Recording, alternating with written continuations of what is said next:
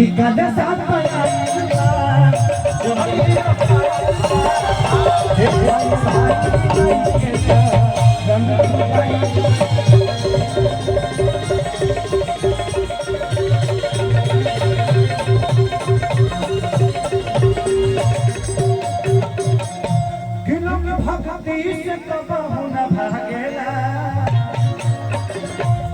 Michael Agabari, Michael Agabari, Michael Agabari,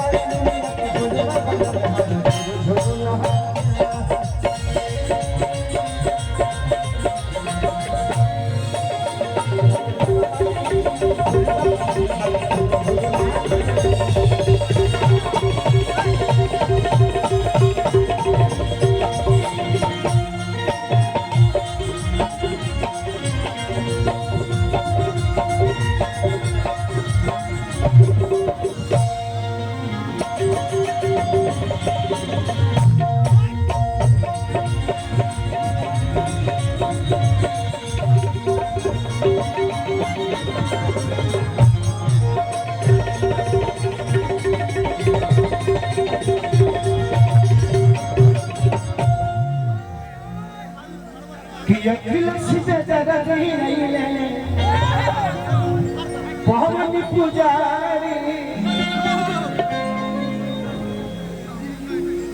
देखा खेसारी संग टिम्पल पूजता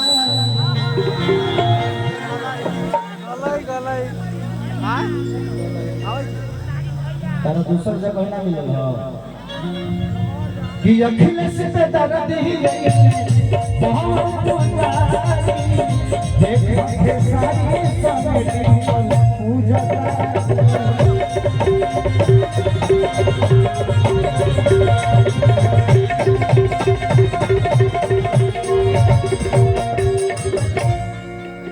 खुशी का पर बोलू बहरा गेला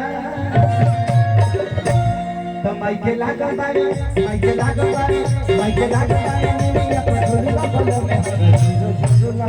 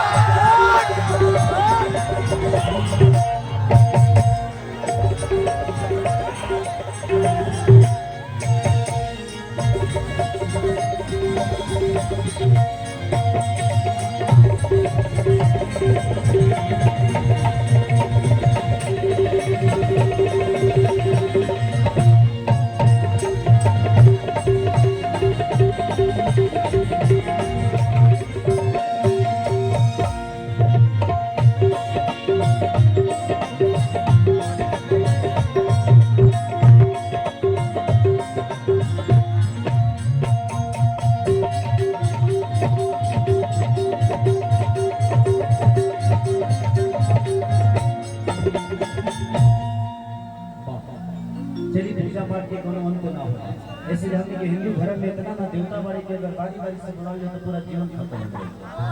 लेकिन हमें देवता खत्म ना हो। बस एक चाहते हैं हम जीवन में कि सबको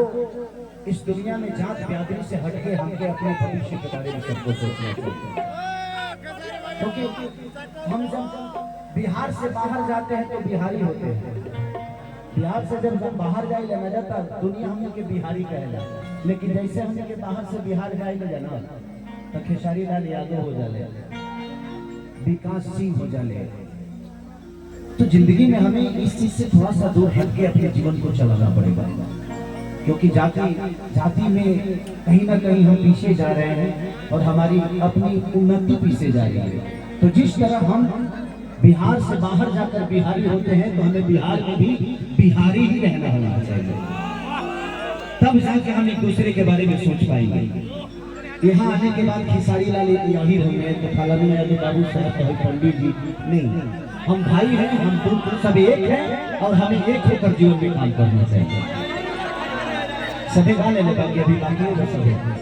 करीब करीब हाँ तो ना एक्चुअली दिक्कत हो जाना चाहिए। डिम्पल जी